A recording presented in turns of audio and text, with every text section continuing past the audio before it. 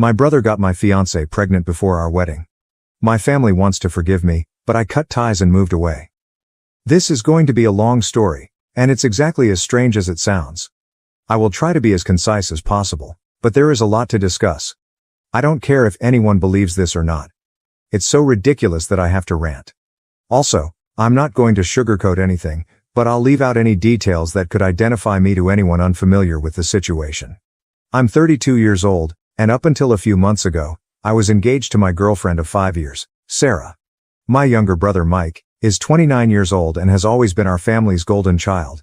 To properly understand the seriousness of this betrayal and why it affected me so hard, I need to provide some context for our family dynamics and how we reached this point. Growing up, Mike could do no wrong in our parents' eyes, whereas I was continually admonished and punished for little offenses. This was not your average sibling rivalry or subtle partiality. It was outright and intense. If Mike broke something, I'd be accused. If he began a fight, I would be grounded. If we both got straight A's, Mike would get a new video game console, and I'd get a pat on the back and a reminder to keep it up. Our parents, Tom and Linda, were constantly making excuses for their favoritism. Mike's younger. He needs more attention. You're the older one. You should know better. Mike's just more sensitive. We have to be careful with him. The constant barrage of unreasonable standards and gaslighting made me feel useless and disliked in my own home. As we grew older, the favoritism became more obvious. And when I was accepted to a good college on a partial scholarship, my parents barely mentioned it. When Mike opted to attend community college, they gave him a big party and purchased him a car for commuting. Never mind that I had been biking 5 miles each way to my part-time job for several years. I moved out as quickly as possible to get away from the harmful surroundings. I supported myself in college by working 2 jobs and taking out loans. Meanwhile, Mike dropped out of community college after just 1 semester, claiming that it wasn't for him. Our parents commended him for knowing himself, rather than conforming to societal expectations. They even backed his string of unsuccessful business projects over the years, regardless of how badly planned or hopeless they were. No matter how much distance I tried to build, my family was always able to pull me back in. Holiday dinners were a nightmare of subtle insults and less than subtle comparisons. Are you still in that entry-level position? Well, Mike is thinking of starting another business. He's very entrepreneurial. Never mind that I was slowly developing a secure job while Mike squandered our parents' retirement savings. Despite everything, I attempted to keep contact with Mike. He was still my brother after all. However, it was always one-sided. I'd reach out to connect, but he'd either ignore me or find a way to make the conversation competitive. If I was promoted, Mike would suddenly have a large opportunity come up. If I began dating someone, Mike would undoubtedly be in a serious relationship. I met Sarah while trying to reunite with Mike. She was a friend of one of Mike's brief romantic relationships, and we hit it off right away. Sarah was everything I wanted in a partner: intelligent, amusing, caring, and breathtakingly gorgeous. We started dating, and for the first time in my life, I felt completely satisfied and cherished. My folks, however, were not delighted. They made snide jokes about Sarah being out of my league, and questioned what she saw in me. Mike, on the other hand, took an uncommon interest in my life. He was always asking about Sarah, wanting to know everything about her. At the moment, I was simply relieved that he appeared to be interested in something in my life. Looking back, I should have seen the red flags. Sarah and I moved in together after a year of dating, and it was great. We both had successful careers, traveled much, and discussed our future plans. For the first time, I began to believe that I could have the life I had always desired. A successful profession, a loving partner, and possibly children someday. On our 4th anniversary, I proposed to Sarah. It wasn't anything extravagant, just a nice supper at home and a moving speech. I was overjoyed when she said yes. We planned on having a long engagement and taking our time planning the wedding. We weren't in a hurry. We had our entire lives ahead of us, or so I believed. When we informed my family of our engagement, their emotions were diverse, to say the least. My mother put on a fake smile and said, "Oh, how nice," in a tone that implied it was anything but. My father grunted and said, "Good luck with that," before returning to his television. Mike had the oddest reaction. He congratulated us, but his smile was unnerving, almost predatory. I disregarded it at the time, attributing it to my own fears. The following year was dominated by wedding preparations and job stress. Sarah and I were both working hard hours to save for our wedding and a down payment on a home. We weren't seeing each other as much as we used to, but I figured it was simply a phase. Every relationship has difficulties, right? Looking back, I should have noticed the symptoms. Sarah became distant, always on her phone, smiling at texts she dismissed as coming from work friends. She began going out more with her friends, returning home late and smelling of booze and cologne. I still trusted her entirely. I never imagined her cheating, let alone with my own brother. Sarah began to behave strangely a few months ago. She was temperamental, angry, and frequently nauseated. I was excited about the chance that she was pregnant. We hadn't been trying, but we had discussed having children someday. I began brainstorming methods to help her, such as nursery colors and baby names. Then, one night, she sat me down, tears running down her cheeks, and delivered the bombshell. She was pregnant, but the baby was not mine. I was stunned. Yes, we hadn't been intimate much lately because of our tight schedules, but I never anticipated her to cheat. When I asked who the father was, she broke down and muttered, "It's Mike." My entire universe came crumbling down at that point. Everything I thought I knew, everything I had based my existence on, was shattered. I couldn't breathe or think because I was overcome with feelings of betrayal and grief. Sarah attempted to explain, her words falling out between sobs. Apparently, it began during our engagement party. Mike had approached her, saying she was making a mistake by marrying me. He used her weaknesses, telling her she deserved better and that he could offer her everything I couldn't. It wasn't a one-time event. They'd been having an affair for months. I kicked Sarah out that night. I couldn't stomach looking at her or being in the same room as the lady who had deceived me so totally. She begged me to forgive her, saying it was a mistake and she loved me. But all I could think about was how many times she had lied to me, slept with my brother, and done so while wearing the ring I had given her. After Sarah departed, I confronted Mike. I can't recall what I said. It was all a swirl of wrath and pain. At first, he tried to dismiss it as a drunken mistake that didn't mean anything. But when I questioned him, he grew defensive, saying, "Well, maybe if you'd been a better fiancé, she wouldn't have come to me." I saw red. I got in my car and headed to his apartment, intending to make him regret what he said. I'm not sure what I was planning to accomplish, but when I arrived, our parents were already present. Mike presumably called them first, telling them about Sarah seducing him and apologizing. And you know what? They believed him. They always do. My mother immediately began lecturing me about forgiveness and family, while my father stood there with his arms crossed, obviously disappointed in me but not in his beloved Mike. I tried to explain what had happened, but they refused to listen. They kept encouraging me to forgive Mike and support Sarah during her pregnancy because family comes first. I lost it. Years of pent-up hatred and anger finally came out.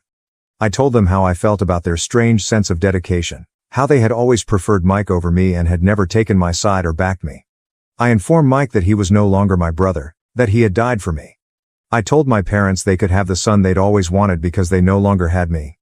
I stormed away, ignoring their shouts and pleads. I traveled for hours without a destination in mind, simply wanting to get away from everything and everyone. When I finally arrived home, I saw dozens of missed calls and messages. Sarah begged for another opportunity, and Mike alternated between apologies and accusations. Most of the messages, however, came from my parents, who demanded that I grow up and make amends. I disregarded them all. I rarely ate or slept. I called out of work, using up all of my vacation days. I couldn't face anyone or bear the thought of explaining what had happened. I just sat in my apartment, going over every detail of my relationship with Sarah and every encounter with Mike, trying to find out where I went wrong. It has been 3 months now. To cope with everything, I moved to a new apartment, changed my phone number, and began treatment. But my family refuses to quit up. Despite my efforts to break off communication, they continue to intrude into my life. They've started coming up at my office, hoping to ambush me and demand a reconciliation. My mother approaches me in the parking lot, sobbing about how I'm tearing the family apart. My father leaves scathing voicemail messages, imploring me to man up and forgive Mike. Mike himself has attempted to approach me multiple times, but I have managed to dodge him thus far. They've even used flying monkeys, extended family members dressed as concerned parties, to guilt trip me into forgiving Mike. Aunts, and cousins I haven't spoken to in years suddenly phone, reminding me how important family is and how I should let bygones be bygones. It's as if they live in a parallel reality where Mike and Sarah made a minor mistake rather than a life-altering betrayal. I received a message from Sarah yesterday. She is keeping the baby and intends to co-parent with Mike. And guess what? My parents are pleased to become grandparents, conveniently ignoring the circumstances and the disparaging remarks they made about Sarah when she was with me. The letter was filled with apologies and explanations, including how she and Mike found real love amidst this horrific scenario. She even had the nerve to say that she hopes we can all become friends someday for the sake of the child. I am at my wit's end. Part of me wants to break all links, relocate to another state, change my identity, and start again somewhere no one knows about this mess. But another part of me is so angry that I want to stay and fight, to show them how twisted the situation is. I do not know what to do. This betrayal has affected every aspect of my life. I cannot take being alone with my thoughts. I haven't even considered dating again because the thought of trusting someone like that scares me. I've also lost friends as a result of this. Those who believe I should take the high road and reconcile with my family, as if I'm the bad person for refusing to play happy families with the people who have caused me the most pain. The thought of Sarah and Mike raising a kid together, a child who should have been mine, is like a constant knife in my gut. I understand, cognitively, that the child is innocent in all of this. It's not the baby's fault that its parents are liars and cheaters. But I can't force myself to feel happy about its presence. My parents have begun to consider how I should participate in the child's life and how I will become an uncle. The thought makes me feel physically uncomfortable. How can I look at this child without seeing the ultimate emblem of my brother's betrayal? So, Reddit, my question is, am I an idiot for not forgiving my brother and ex-fiancé? Is it wrong to want to lose connections with my family over this? Any advice on how to proceed would be highly welcomed, as I feel as if I am drowning in a sea of deception and gaslighting. I apologize for this lengthy post. If you've made it this far, I really appreciate it. Writing it all out has been cathartic in a way. I'm not sure what I'm hoping to achieve by sharing this. Validation, wisdom, or simply the opportunity to scream into the void and have someone, anybody hear me. Edit. Oh my God, this blew up overnight. Thank you all for your assistance and advice. I'm astounded by the response, and it will take me some time to get through all of the comments. However, I wanted to answer a few typical queries. Yes, I have contacted a lawyer about obtaining a restraining order against my family. It is currently in progress. I do not intend to have any contact with the baby. It is not the child's fault, but I cannot become involved without losing my mind. For those who are curious about my work, I have already spoken with HR about the matter. They are aware and supportive. They've increased security at the front desk and given me the option of working from home more regularly. I am grateful for their understanding. Many of you have inquired whether I had contemplated moving to another city or state. It is definitely something I am thinking about. My company has offices in several other cities, so a transfer could be possible. I'm considering the advantages and cons. To those suggesting a DNA test, Sarah has admitted to the affair, and the timeline is congruent. I see no reason to believe the child is not Mike's. Even if it were my child, I doubt I could ever look at him without thinking about this treachery. The sheer number of people who have had comparable experiences has overwhelmed me. It's sad to understand how common this type of betrayal is, but it's also weirdly reassuring to know I am not alone. Thank you for sharing your stories. To the individual who inquired whether I had explored legal action against Mike for alienation of affection, I looked into it, but it is not recognized in my state. Even if it were, I doubt I have the energy for a judicial struggle right now. Several people have noted that Mike's behavior appears narcissistic. I've started reading about narcissistic personality disorder, and a lot of it rings true. It helps me comprehend, but it does not justify his conduct. Those inquiring about Sarah's relatives are as startled and outraged as one would imagine. They have stopped communicating with her and have reached out to offer me their support. It's a minor comfort, but I value it. To the person who inquired if I'd ever considered having my own children. To be honest, this entire experience has made me rethink if I even want a family. I'm trying not to make any big decisions while I analyze everything. I'll keep you posted if something big happens, but for now, my priority is to recuperate and move forward. Thanks again, Reddit. You have helped more people than you realize. Your support and recommendations have given me a lot to think about, and they've really been a lifeline during this difficult time. I may not be able to answer every remark, but please know that I read them all and they have helped me feel less alone. Update. Hello Reddit. It's been nearly 2 weeks since my previous post, and it has been a roller coaster. First and foremost, thank you for your invaluable assistance and guidance. I didn't anticipate my post to go viral. Reading through all of your answers has been upsetting and somehow reassuring. It's disturbing how regular this type of deception is. The past few weeks have been really hard. Remember how I mentioned that I was working on getting a restraining order? That became a tremendous ordeal. My lawyer had filed the papers, and we had a hearing planned. I assumed it would be simple given the proof and the constant harassment, but I was mistaken. My parents arrived to court with their own lawyer, a high-powered attorney dressed in an expensive suit who most likely costs more per hour than I do in a week. They attempted to portray me as the insane one, claiming I was ripping the family apart over a simple misunderstanding, as if Mike had stumbled and fell into my fiancée. Fortunately, the judge did not buy it. She issued the restraining order against Mike and my parents, but only after my mother sobbed in court and my father stared at me as if I had committed murder. Mike's reaction, however, I swear, if looks could kill, I wouldn't have left the courthouse alive. As we were leaving, Mike attempted to approach me, but my lawyer intervened, reminding him of the newly issued restraining order. Mike simply scoffed and stated, "This isn't over. You can't hide behind a piece of paper forever." I'd be lying if I said his remarks didn't make me uncomfortable, but at least I have some legal protection now.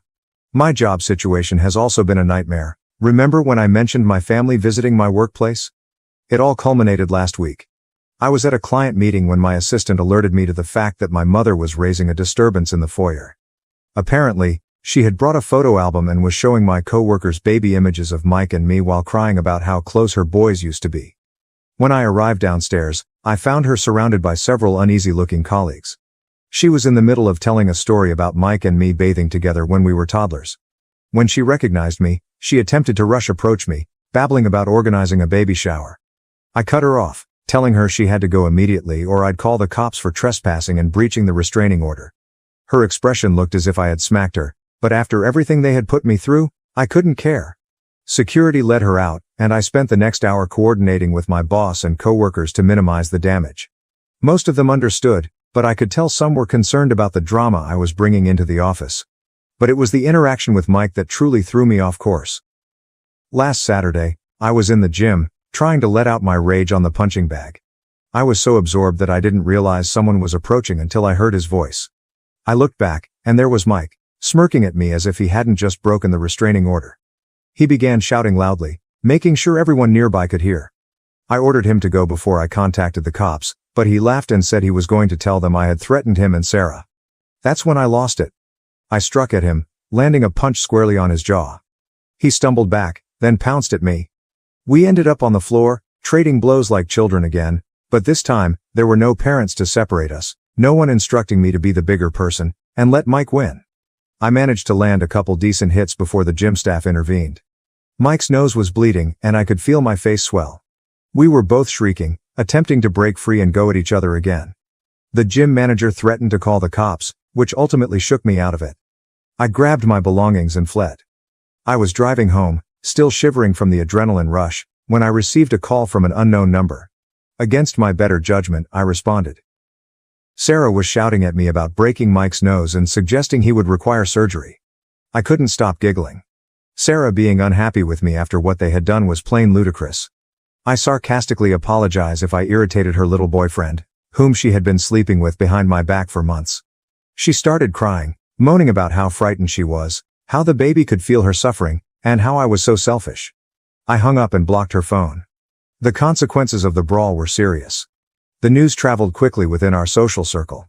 My phone was inundated with texts from friends and relatives, some of whom were supportive, while others chastised me for assaulting my poor, defenseless brother. Sarah's parents contacted me again, expressing their support for me as well as displeasure in their daughter. It was a minor consolation, but at this point, I'll take what I can. The restraining order does not seem enough anymore. Mike has already demonstrated his willingness to violate it, and I am truly afraid about what he may do next. The legal consequences have been a nightmare. My lawyer contacted me the day after the gym incident to inform me that Mike had filed assault charges against me. I described how Mike broke the restraining order and provoked me. My lawyer groaned and said we'd fight it, but it might be a tough struggle because I threw the first punch. We are in the process of filing charges against Mike for breaking the restraining order. My lawyer believes that this will strengthen our case, but nothing is assured. I've had to give police statements, show them my facial and knuckle injuries, and explain why I was defending myself against my own brother. The entire process is humiliating. To make matters worse, Mike and I have been permanently barred from the gym. While I don't blame them, it's terrible because the gym was one of the only locations where I could express my anger in a healthy manner. My cousin Amy, with whom I've always been close, called me lately. She's been under a lot of pressure from her family to support me, but she's standing firm. She explained what had been going on behind the scenes. Apparently, my parents have been telling everyone that I'm having a mental breakdown. They claim that Sarah and Mike's relationship began after Sarah and I split up, and that I'm simply envious and unwilling to move on. According to Amy, the majority of the family is suspicious, but some are buying into the story. It's infuriating to know they're spreading lies about me while I'm still trying to recuperate. Work has been difficult, to say the least. After the event with my mother generating a disturbance in the lobby and the argument with Mike becoming viral on local social media, I can see my coworkers are nervous around me. Earlier this week, my manager summoned me to his office. He began by saying he regarded me as an employee and recognized that I was going through a difficult time. Then he dropped the bombshell. He proposed that I take a leave of absence until things settled down.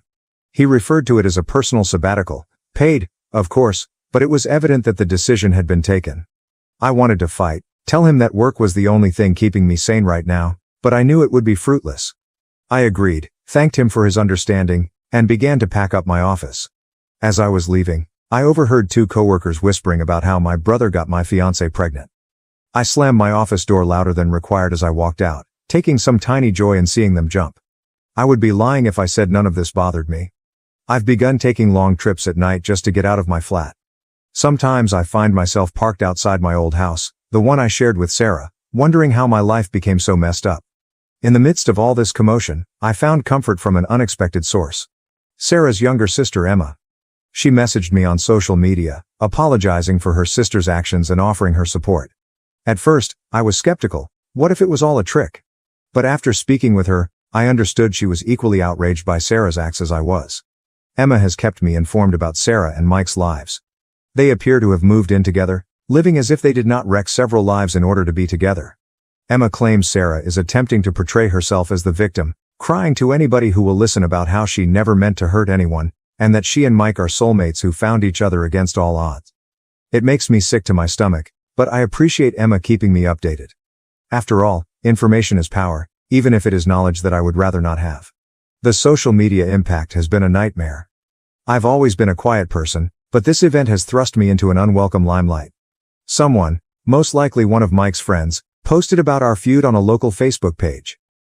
The post did not identify our names, but it recounted the situation in enough detail that anyone who knows us might figure it out. The comment section became a battleground. Some individuals defended me, claiming Mike received what he deserved. Others classified me as unstable and said I ought to be locked away. I made a terrible mistake by reading some of the comments one night after too many beers. I threw my phone across the room so forcefully that the screen cracked. Since then, I've deleted the majority of my social media profiles. I can't handle the continuous notifications and messages from people I haven't spoken to in years, all of whom suddenly want to know the juicy details of my personal life. With everything that has happened, I have realized that I cannot stay in this city any longer. There are too many memories and opportunities to run into Sarah, Mike, or my parents. I've started looking into internal transfers at my company, and there's a promising opportunity in our Seattle office. It's not ideal, I've never liked the continual rain, but at this point, I'd go to the moon to get away from all of this upheaval. I haven't made any final decisions yet, but the prospect of a new beginning is growing more appealing. A new city, a new apartment, and a new life where no one recognizes me as the person whose brother cheated on his fiancée. My parents have remained abnormally silent since the restraining order was imposed. I'm simply waiting for the other shoe to drop, for them to find a new method to force their way back into my life. Meanwhile, Sarah has been spreading the word about her pregnancy far and wide. Emma tells me she's been posting continuous updates on social media, including ultrasound photographs, belly shots, and messages about how blessed she and Mike are and how thrilled they are to start their family. Each new update feels like a fresh wound, triggering the pain just as I thought I was beginning to recover. So that is where things stand. 2 weeks ago, I believed my life couldn't get any worse, yet it has. I am still angry and wounded, but also exhausted. I am tired of justifying myself. Reddit, I suppose this is less of an update and more of a cry into the void. I'm not sure what I'm asking for anymore, advice, pity, or perhaps a time machine to prevent me from ever introducing Sarah to my brother. Whatever happens next, I will attempt to keep you all updated. Your encouragement meant more to me than you understand.